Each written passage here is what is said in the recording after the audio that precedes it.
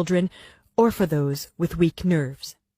Adrenochrome, human blood as an intoxicating and rejuvenating agent?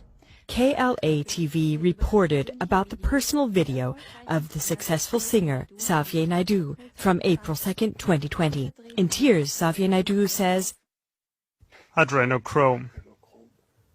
Go to Adrenochrome Pictures. If you can bear this. What is this about adrenochrome? KLA-TV is now looking more deeply into this question. We've uncovered frightening correlations that reach deep into Hollywood and the music industry. It is a recognized scientific fact that adrenochrome is formed in the human body as a byproduct of adrenaline. Adrenaline is released by the body when a person is under stress or in severe pain, shock, or fear. It is nature's life-preserving special program for extreme situations.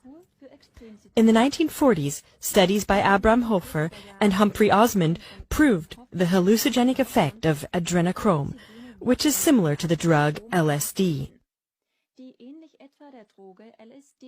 The term adrenochrome first came into focus on a bigger scale in 2017 through the statements of the former high-ranking CIA intelligence officer Robert David Steele.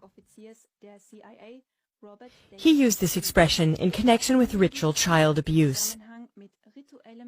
One speaks of ritual abuse when victims, usually children, are sexually abused, tortured, or sacrificed in the course of satanic worship ceremonies.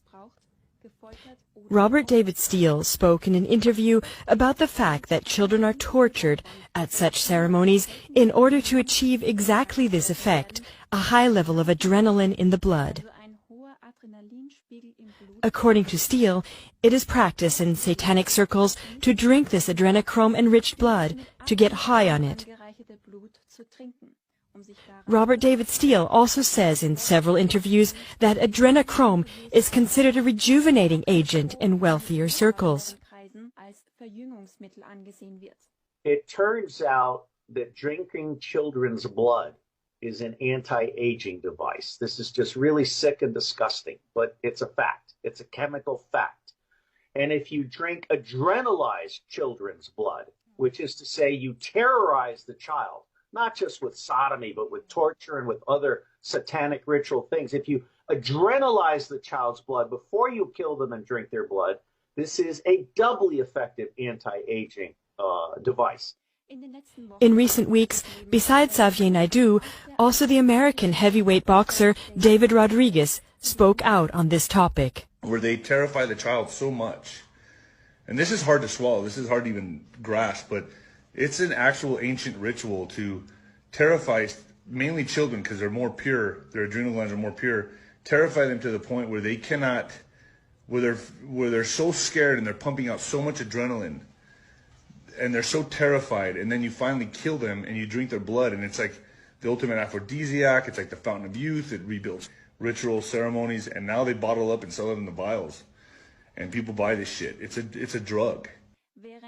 While the ritual cult of sacrificing happens in secret, it is becoming more and more obvious that film producers have long since quite obviously built this into their movies.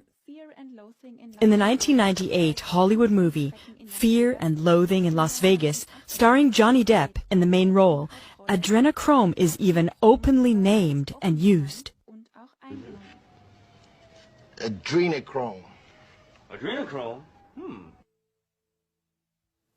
The intoxicating and stimulating effect is also shown in the movie, and very obviously the same characteristic symptoms appear as with this woman. The fact that with adrenochrome we are dealing with hardcore Satanism and ritual child murder, and not with a conventional chemically produced substance, is also frankly said in the movie Fear and Loathing in Las Vegas. Where did you get this? What kind of monster clients have you taken on this time? Satanism devotees. In another film sequence, you can hear a man in the background speaking into the telephone. She was about 16 years old. They chopped her goddamn head off right there in the parking lot, and made all kinds of holes in her and sucked out the blood. But this movie gives us more clues. Further along, the song White Rabbit by Jefferson Airplane is played. This is no coincidence either. Here are a few lines from the song White Rabbit. And if you go chasing rabbits, call Alice when she was just small. When the men on the chessboard get up and tell you where to go, go ask Alice. I think she'll know. The song White Rabbit unmistakably means the story of Alice in Wonderland. Well known in this story is the scene when Alice follows a white rabbit into his den and enters a magical realm. How is this related to adrenochrome? The structural formula of adrenochrome looks like this. If you rotate the picture by 90 degrees, it takes on the shape of a white rabbit. This symbolism of the white rabbit is used by insider circles as a marker and means of saying something like, I know about it, or I'm a part of it. A symbolism similar to the horned hand signal, or the obelisks, which are quite obviously incorporated into crucial places and buildings in all countries. The public will not really notice those signs until it understands the true background. The producers of the Hollywood movie Matrix also incorporated this symbolism into their movie. At the beginning of the film, the leading character, Neo, receives a mysterious message on his computer. The Matrix has got you. Follow the white rabbit. Shortly after this, there's a knock at the door, and Neo notices that one of the people arriving has a tattoo of a white rabbit. The cult surrounding adrenochrome and the symbolism of the white rabbit reaches deep into the U.S. movie and music industries. There are countless photos of well-known personalities presenting themselves in this style. Here are just a few examples. Note the white background. White writing with Lady Gaga, white curtain with Madonna or Victoria Beckham. White column with Rihanna, white rabbit ears also with Emma Watson, Britney Spears, Ashley Olsen, or Katy Perry. Other stars who represent how they kill people, or who in connection with this symbolism present themselves with knives or in an attitude of glorifying violence. The professing Satanist Marilyn Manson poses with white rabbits. Or the Playboy Bunny logo? Is it just a coincidence?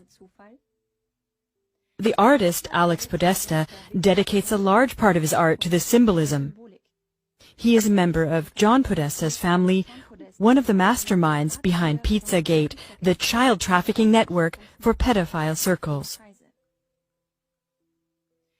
Nike's longtime managing director, Mark Parker, here a view into his office, collects and promotes the works of his friend, Mark Ryden. Among them are pictures like these.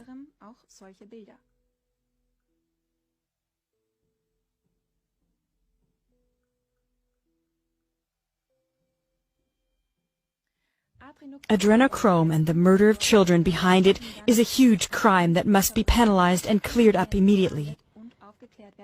Accordingly, the content of this broadcast should also be understood as an appeal to remaining international justice.